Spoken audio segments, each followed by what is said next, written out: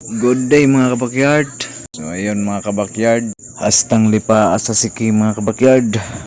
Ayaw na ninyo pansinan ng akong siki nga lipa mga kabakyard kay gikan kos trabaho ana mga kabakyard. O balisan ko na lang diri sa kabakyard na area ba.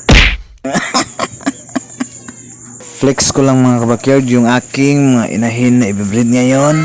Ito yung anak ng Gilmore. So ibak to papa ko siya mga kabakyard para mapuro ko yung mga sisiw nila at makuha ko yung tindig ng ating kastador at yung taas height niya mga kabakyard.